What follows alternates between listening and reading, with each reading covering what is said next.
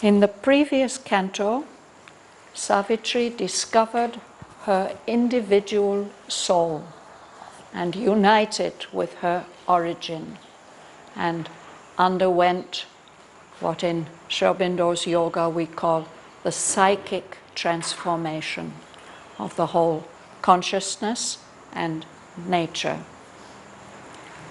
And in that brought about a great state of happiness and release and confidence.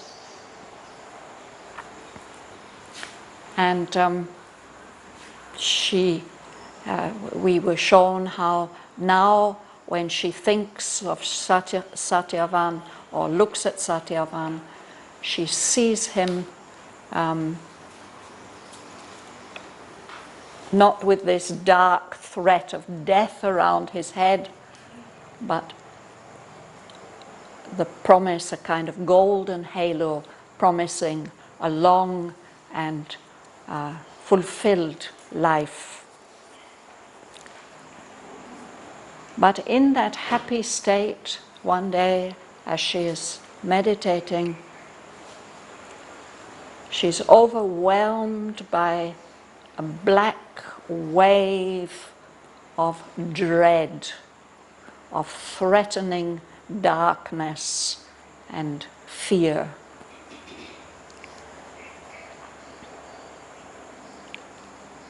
The source of it seems to be a being or a force which claims that all life is illusory and only death is real. And this is so powerful that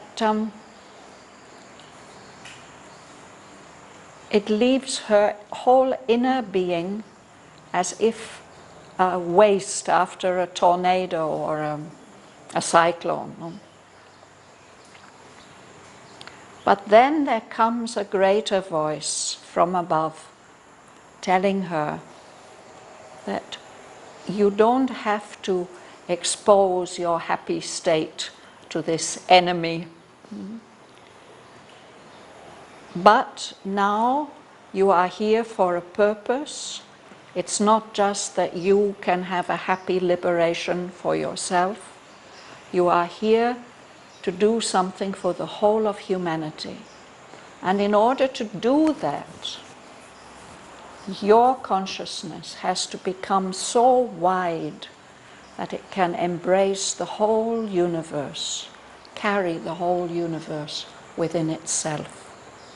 And in order to achieve that, she's told that she has to silence the mind completely. So following that guidance, that's what we have been seeing. That she starts by observing all the movements of her nature. And particularly, first of all, the many births of thought, the way that thoughts come up in us and where they come from.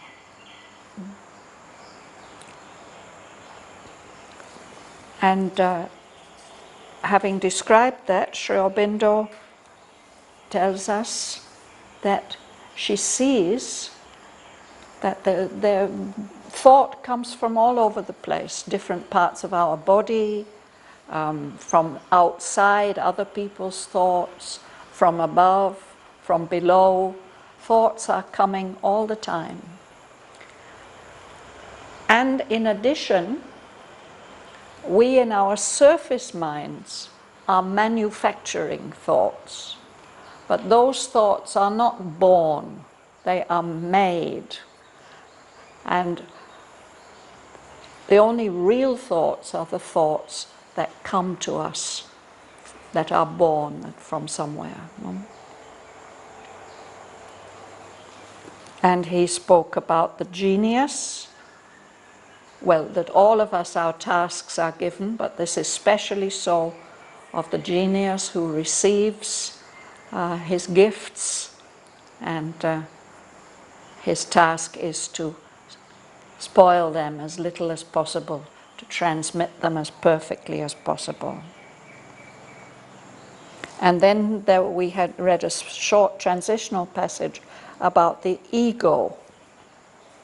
Our human ego claims the world for our use, but in fact a human being is like a machine through which the universal forces get their work done. This is, as long as we are in our nature being, we become the slave of nature until she herself sets us free. Nature wants us eventually to become free. Or we may become the slave of God. And we can become the slave of God because the deeper truth of our being lies behind. Although we live mostly in this little surface mind, within us we have access to a universal consciousness. But in order to access that, we have to break through this, what he calls the wall of matter, as if we are imprisoned in our perceptions of this material world.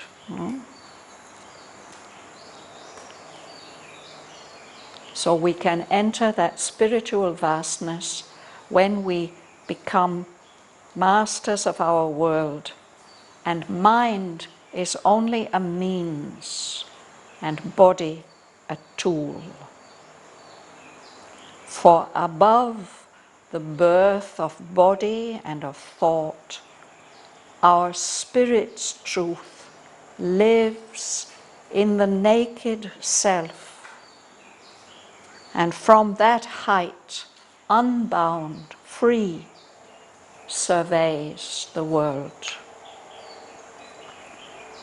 So Savitri realizes this, and so she sets herself to rise out of the mind. That is the next passage which we are going to read now. I will read about a page and a half, and then we'll go back to the beginning and look at each sentence in detail.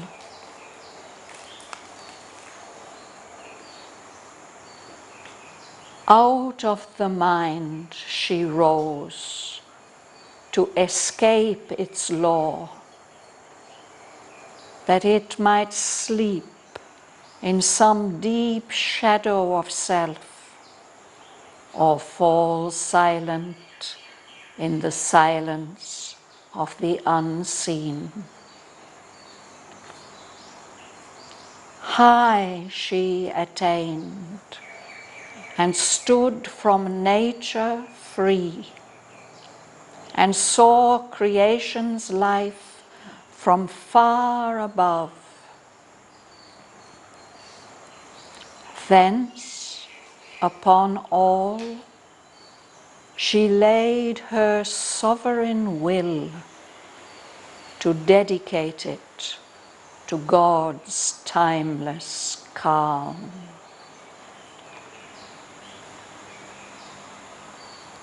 Then all grew tranquil in her being's space.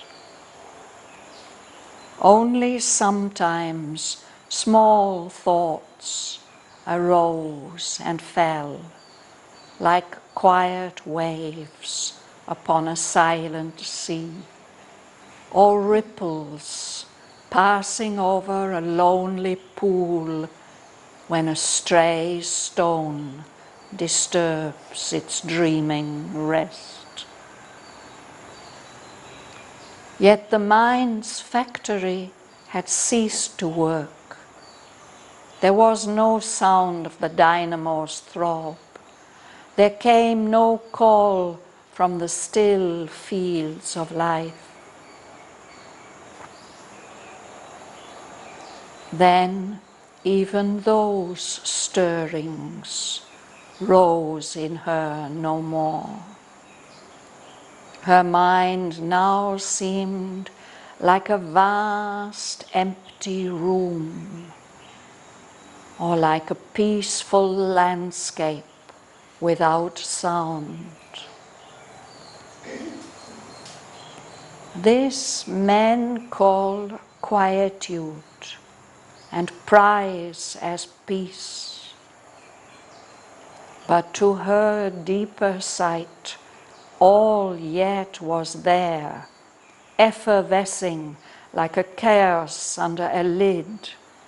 Feelings and thoughts cried out for word and act, but found no response in the silenced brain. All was suppressed, but nothing yet expunged. At every moment might explosion come. Then this too paused. The body seemed a stone. All now was a wide, mighty vacancy, but still excluded from eternity's hush. For still was far the repose of the Absolute and the ocean silence of infinity.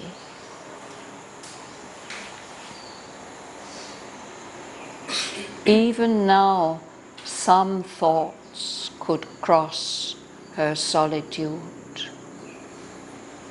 These surged not from the depths or from within, cast up from formlessness to seek a form, spoke not the body's need, nor voiced life's call. These seemed not born, nor made in human time, children of cosmic nature from a far world, ideas, shapes in complete armor of words, posted like travelers in an alien space. Out of some far expanse they seemed to come, as if carried on vast wings like large white sails, and with easy access reached the inner ear, as though they used a natural privileged right to the high royal entries of the soul. As yet their path lay deep concealed in light. Then, looking to know whence the intruders came, she saw a spiritual immensity, pervading and encompassing the world space, as ether our transparent, tangible air, and through it sailing tranquilly a thought, as smoothly glides a ship nearing its port, ignorant of embargo and blockade, confident of entrance and the visa seal, it came to the silent city of the brain, towards its accustomed and expectant key, but met a barring will, a blow of force, and sank, vanishing in the immensity. After a long, vacant pause, another appeared.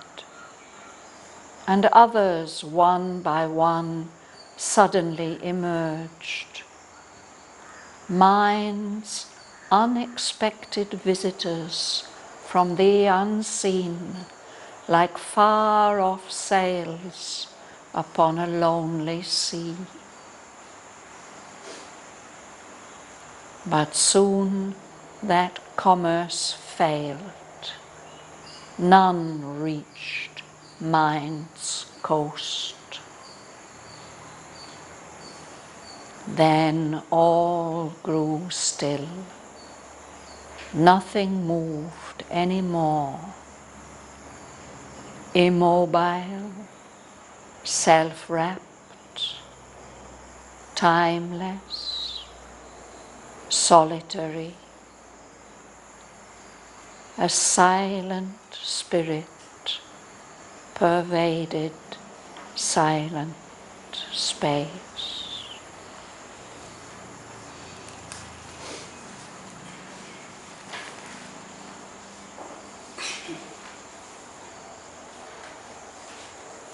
You can read. Out of the mind, she rose to escape its law, that it might sleep in some deep shadow of self, or fall silent in the silence of the unseen. Yes. So this is Savitri. With her will, she's raising up her consciousness out of the mind, upwards. She wants to escape from the law of mind and to allow the mind to fall asleep, as if it would sleep in some deep shadow of herself, her true being, or maybe fall completely silent in the silence of the unseen. This unseen with a capital U. It is what cannot be reached by consciousness. It's beyond seeing, even the subtle seeing.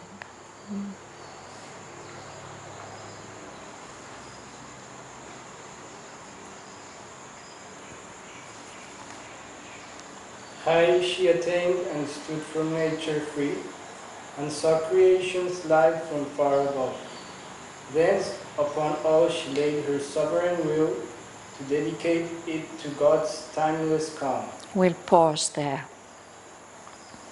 So she succeeds in rising very high, to attain. It means to reach. High she attained.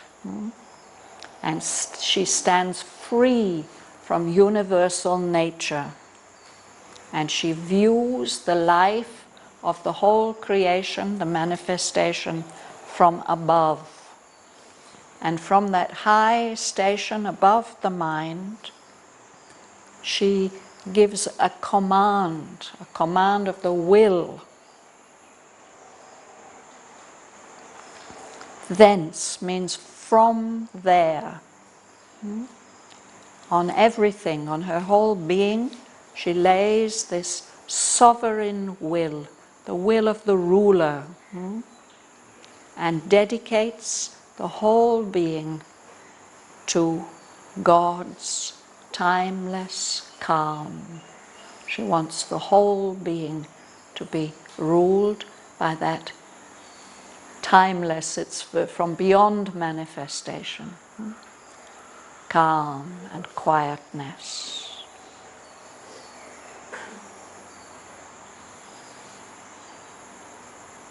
When we dedicate something, we offer it for a specific purpose.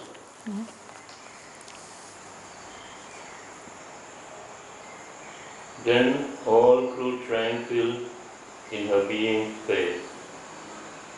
Only sometimes small thoughts arose and fell, like quiet waves upon a silent sea, or rivers passing over a lonely pool, when a stray stone disturbs its dreaming rest.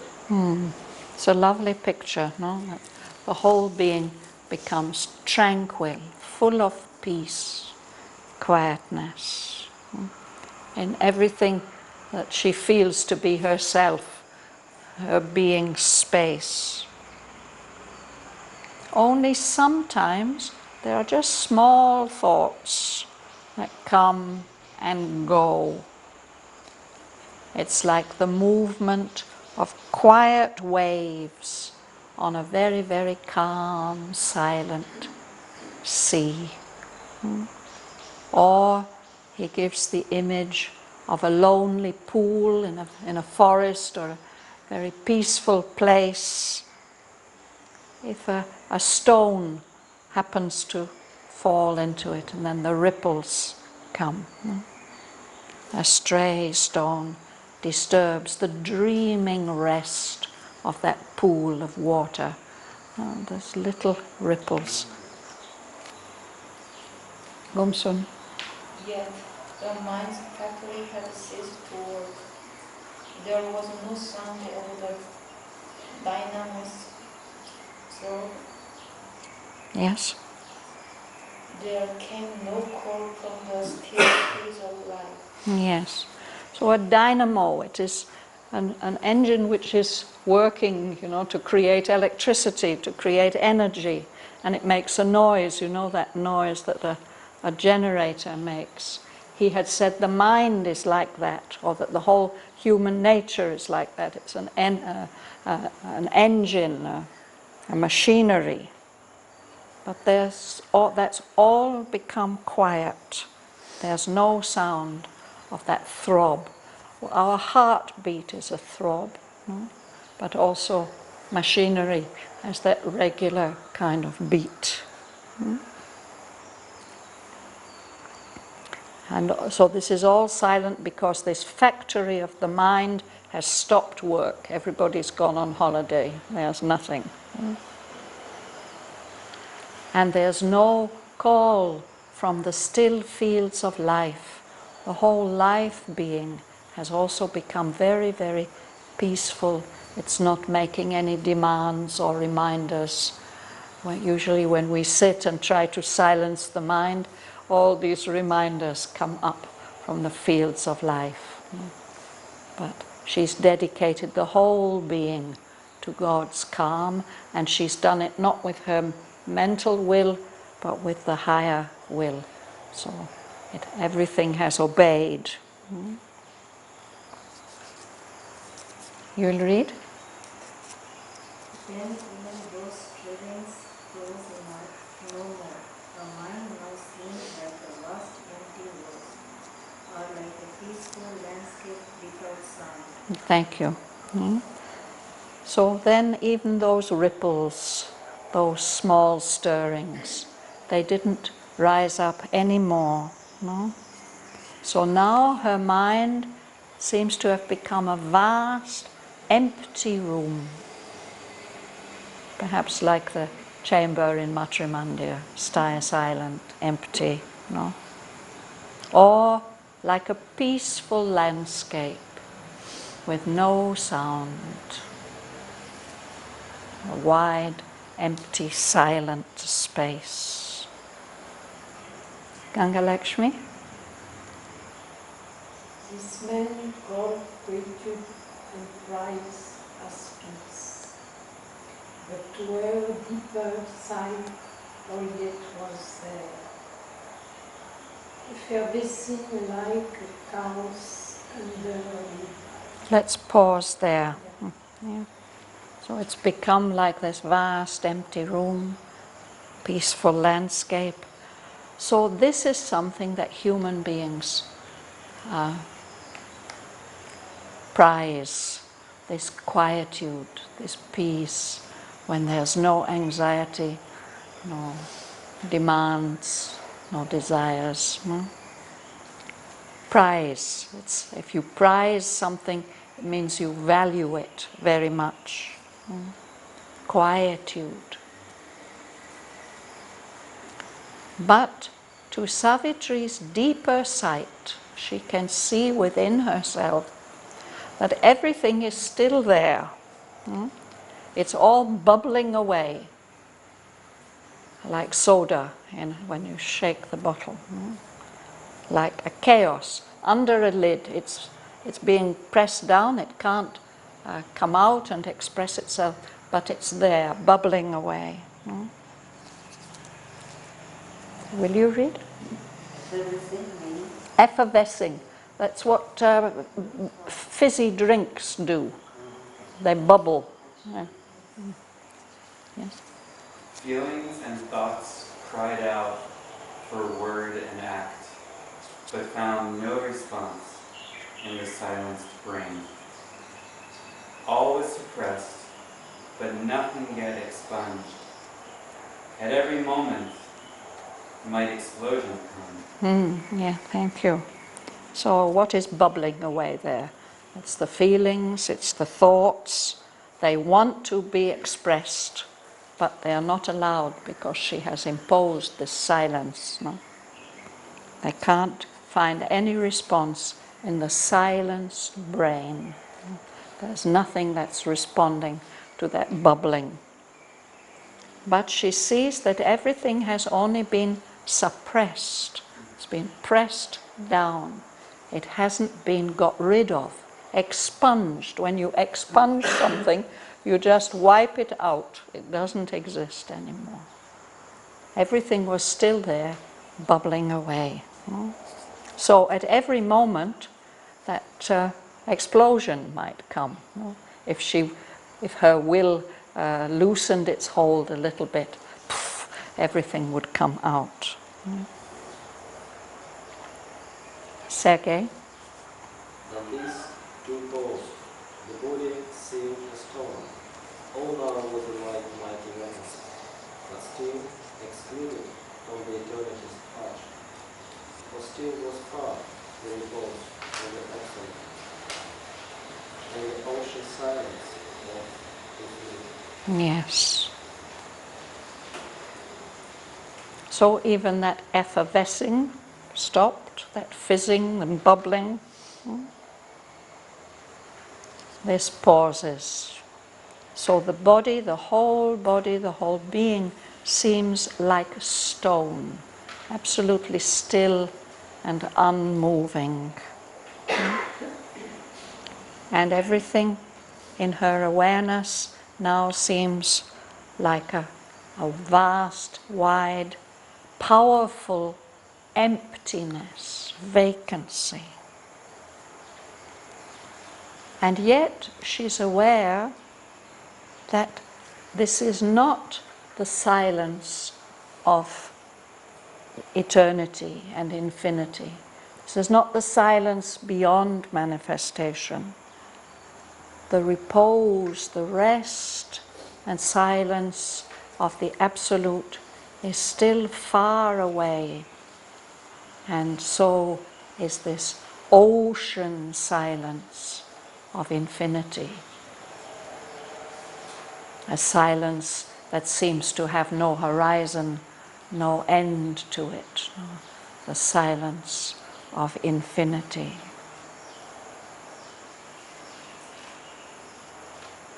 Suresh? Even now some thoughts should trust her solitude. Peace said not from the depth or from within. Forced up from formlessness to seek their form.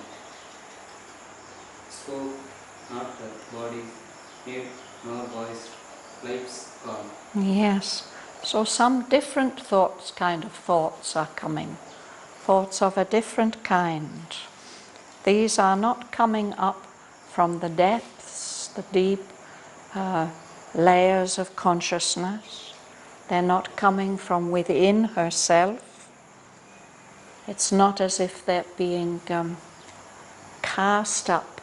This is what the sea does. It's carrying things, bits of wood or seaweed, and it casts them up on the shore.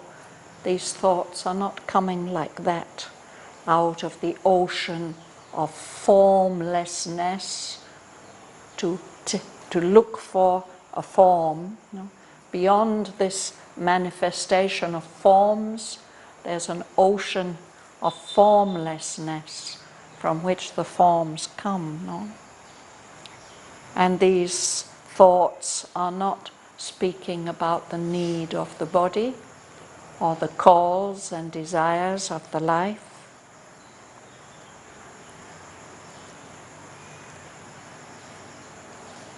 These are a different kind of thoughts. Sarojini, you want to read? Yes. Yes. Come. This seemed not born nor Made. made in humankind. The children of cosmic nature from a far world.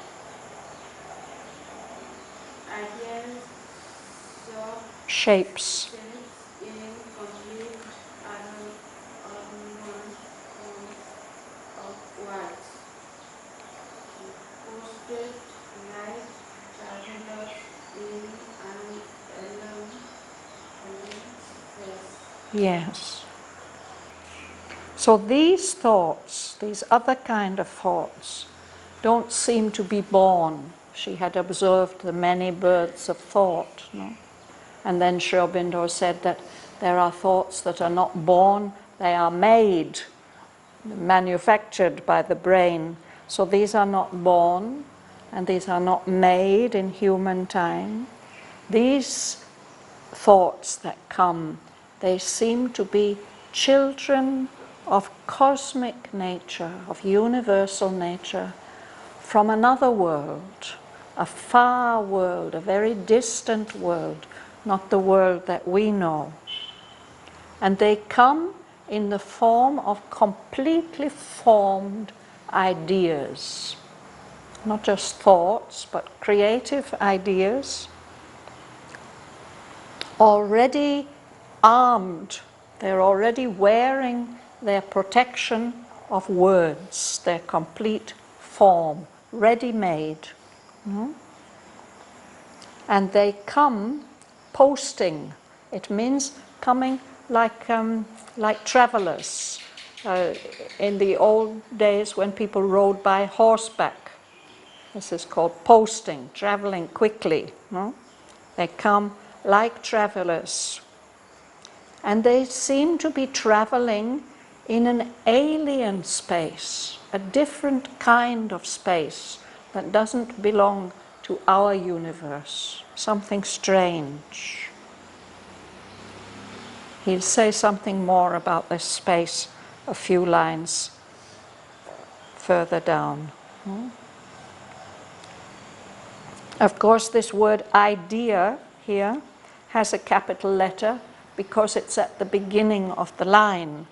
But I think that even if it were not at the beginning of the line, it would have a capital letter. Sri Aurobindo uses this word, the idea, the real form, creative form of things that precedes manifestation.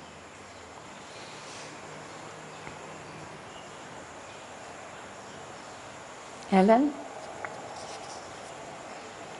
Out of some far expanse they seem to come, as if carried on lost wings like large white sails. And this easy access reach the inner ear, as sought they use a natural privilege right to the high throne entries of the soul. Yes. So they come from this different space, this alien space, some far away expanse. They seem to come, she sees them coming.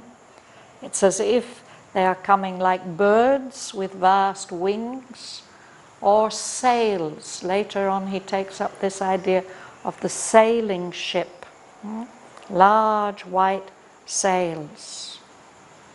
And it seems as if they come just easily, automatically, not to the physical ear, to the inner ear, the deep inner ear of the mind. And he says it's as if they used a natural, privileged right to the high royal entries of the soul. As if the soul keeps certain doors open to beings from that other world, royal entries, no? And these thoughts that come, they have that privilege. A privilege is some right that you have that not everybody has, that is yours specially. So royal people, VIPs, they may enjoy privileges that the rest of us don't have, and we have to go around to the tradesman's entrance, but they can go in through the front door.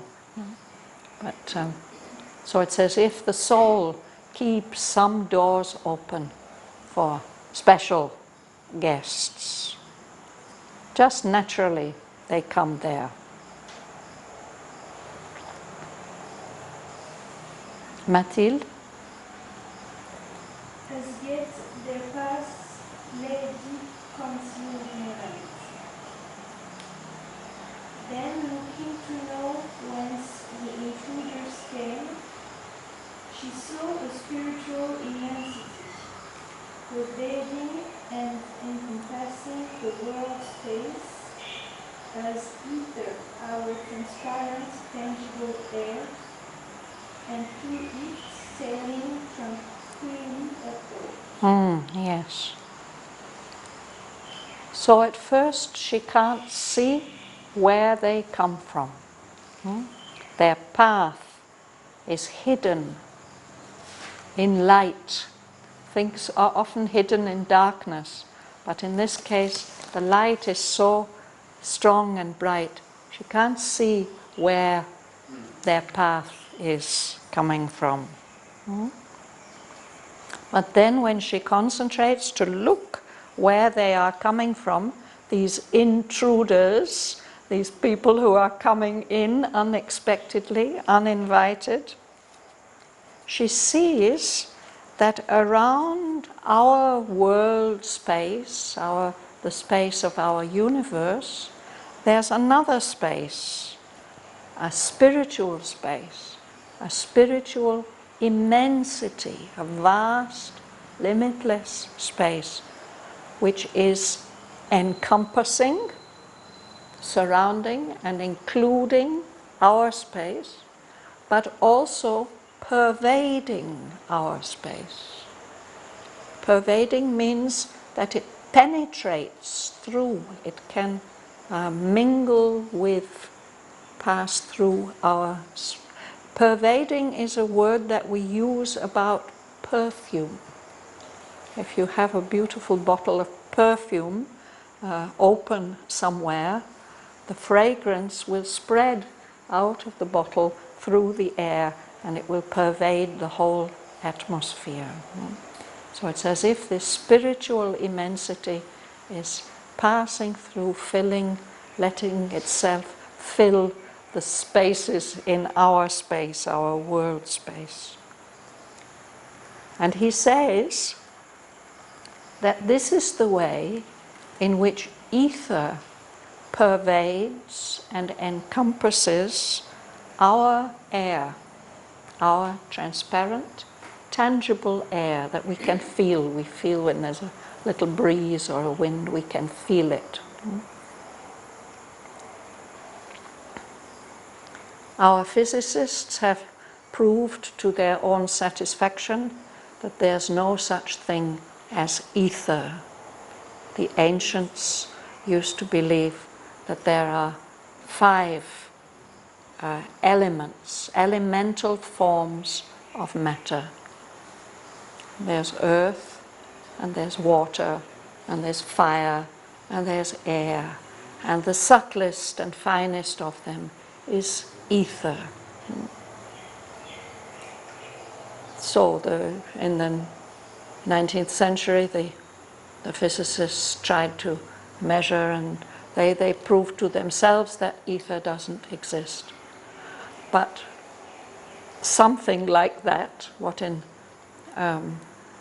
Sanskrit is called Akash, this ether, Sri Aurobindo refers to it again and again in this poem, and perhaps one day even our physicists will find that there is some supremely subtle substance like that, which is encompassing and pervading, filtering through our transparent, tangible air. And on that etheric space, these thoughts come sailing, like sailing boats, peacefully, tranquilly, not making any fuss or noise. You read, Bhavana?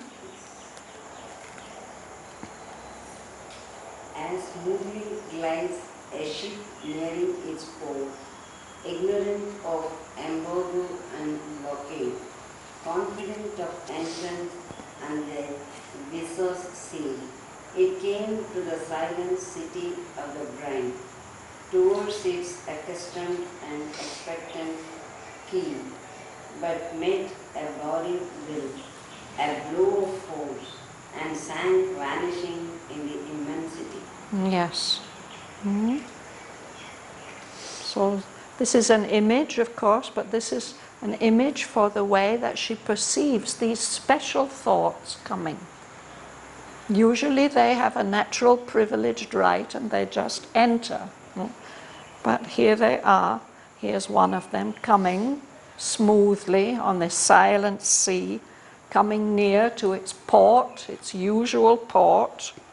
It doesn't know that there's a blockade, that there's an embargo, that nothing is allowed to enter this port anymore. It's quite sure that it will be able to enter, and all its papers are in order. It's got the seal on the visa. So it comes to this silent city of Savitri's brain. And it comes towards its accustomed and expectant key. The key is where the ship can attach itself to the port. There's a provision there for ships to come. So it has a usual place where it always goes. It's accustomed place. And it's as if that key is waiting for it. It's expectant. But as it approaches, it meets this barring will. This will that Savitri has put there, dedicating everything to God's calm.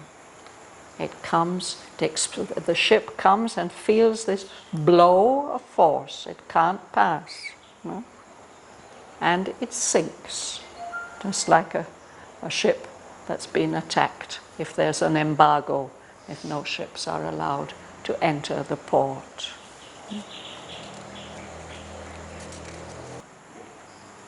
After a long vacant pause, another appeared, and other, one by one, suddenly emerged.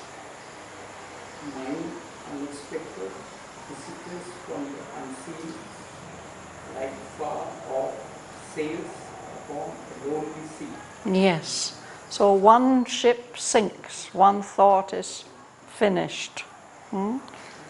And then after quite a long empty time, another one comes. And then others, one by one. But all of them sink. These are mind's unexpected visitors, coming from beyond the limits of awareness. Like they come like far off sails upon a lonely sea.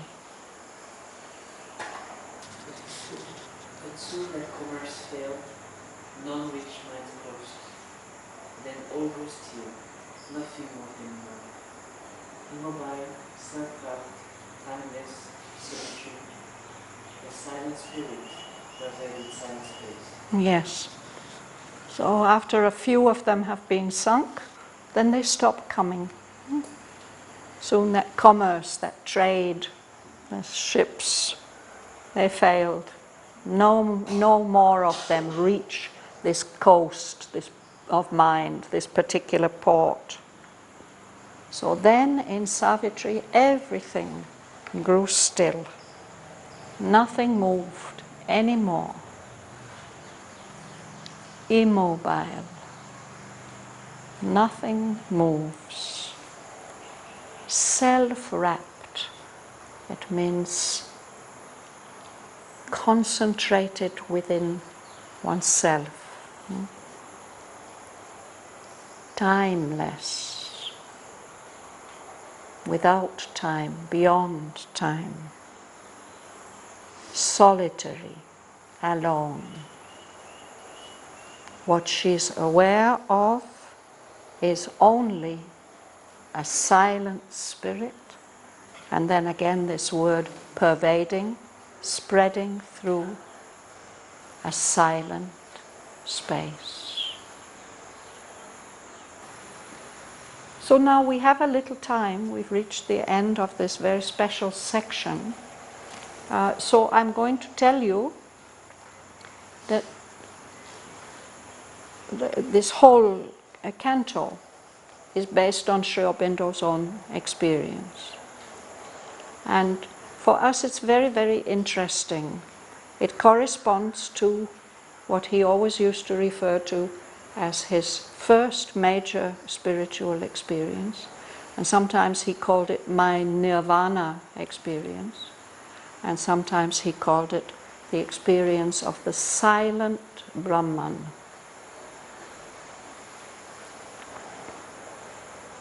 So Brahman is a word for the supreme reality, which has a silent form, but also can have a dynamic form.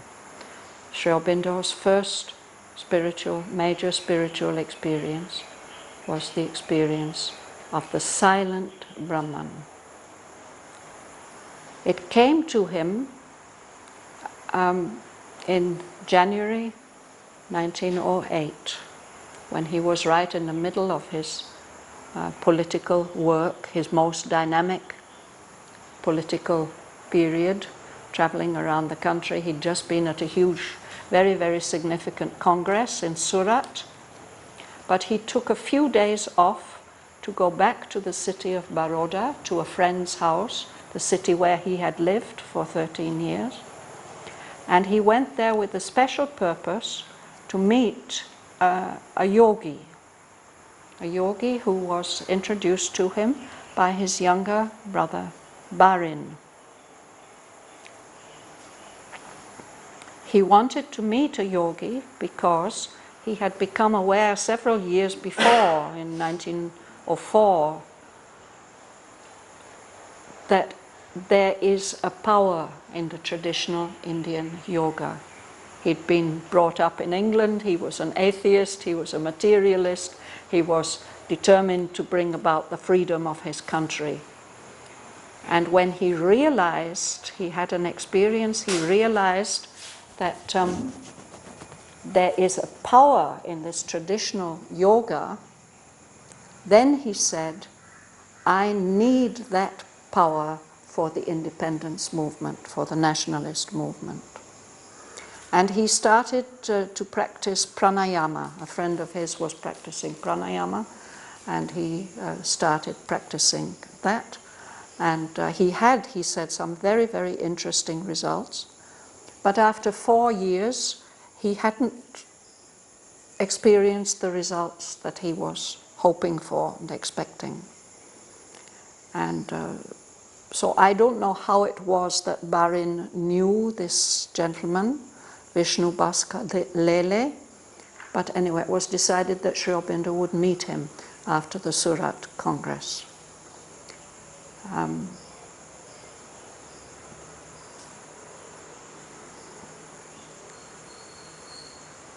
So they met. Sri Aurobindo explained to Lele that I don't want liberation and moksha and silence and all that. What I want is divine power for the work. And interestingly enough, Lele said to him, it should be easy for you as you are a poet. I don't know what Lele meant, but anyway, that's what he said to him. And so they were given a room upstairs in this house where they wouldn't be disturbed. It seems that they spent 3 days there in this room. And as Sri Aurobindo recounts it, Lele told him that thoughts come to the mind from outside. So when you sit in meditation, you see the thoughts coming, and before they enter your mind, you stop them. So Sri Aurobindo says this was a completely new idea to him, that thoughts came into the mind from outside, but he didn't question it. He just observed it, and he did what he was told. And very, very quickly, he says, actually within 1 day he had the principle, and within 3 days there was this complete silencing. A silent spirit pervaded silent space.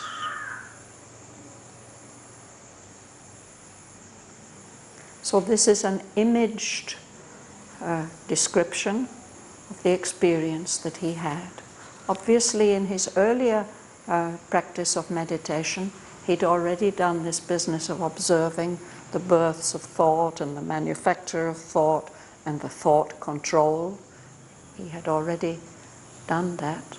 So when Lele told him, see the thoughts approaching the mind, stop them, then he was able to do it.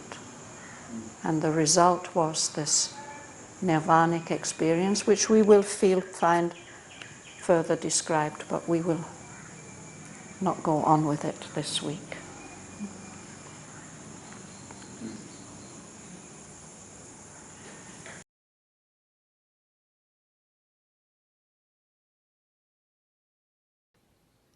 Out of the mind she rose to escape its law, that it might sleep in some deep shadow of self, or fall silent in the silence of the unseen. High she attained, and stood from nature free, and saw creation's life from far above. Thence upon all she laid her sovereign will, to dedicate it to God's timeless calm. Then all grew tranquil in her being's space. Only sometimes small thoughts arose and fell like quiet waves upon a silent sea, or ripples passing over a lonely pool when a stray stone disturbs its dreaming rest. Yet the mind's factory had ceased to work. There was no sound of the dynamo's throb. There came no call from the still fields of life. Then even those stirrings rose in her no more. Her mind now seemed like a vast empty room, or like a peaceful landscape without sound. This men call quietude and prize as peace.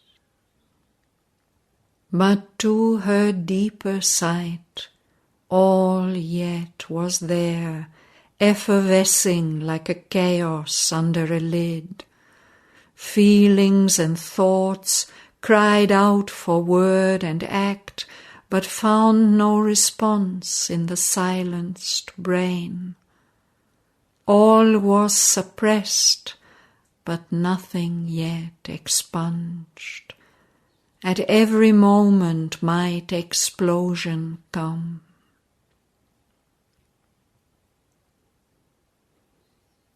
Then this too paused.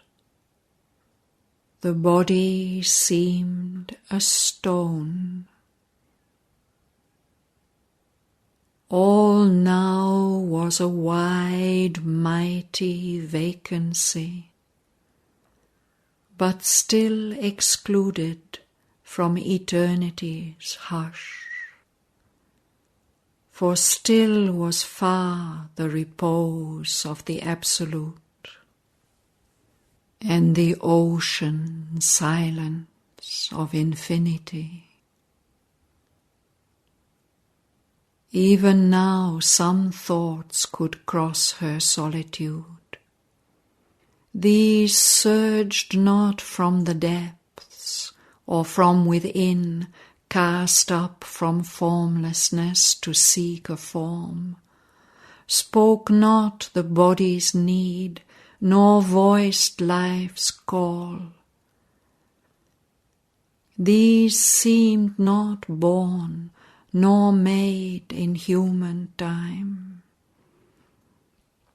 Children of cosmic nature from a far world, ideas, shapes, in complete armor of words, posted like travelers in an alien space. Out of some far expanse they seemed to come, as if carried on vast wings like large white sails, and with easy access reached the inner ear, as though they used a natural privileged right to the high royal entries of the soul. As yet their path lay deep concealed in light. Then, looking to know whence the intruders came, she saw a spiritual immensity, pervading and encompassing the world space, as ether our transparent, tangible air, and through it sailing tranquilly a thought. As smoothly glides a ship nearing its port, ignorant of embargo and blockade, confident of entrance and the visa's seal, it came to the silent city of the brain, towards its accustomed and expectant key, but met a barring will, a blow of force, and sank, vanishing in the immensity. After a long, vacant pause, another appeared,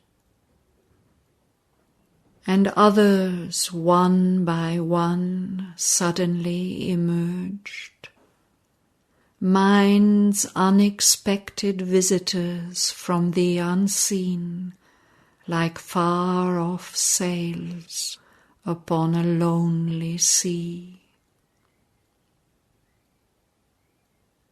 But soon that commerce failed. none reached mind's coast. Then all grew still. Nothing moved any more. Immobile, self-wrapped, timeless, solitary, a silent spirit pervaded silent space.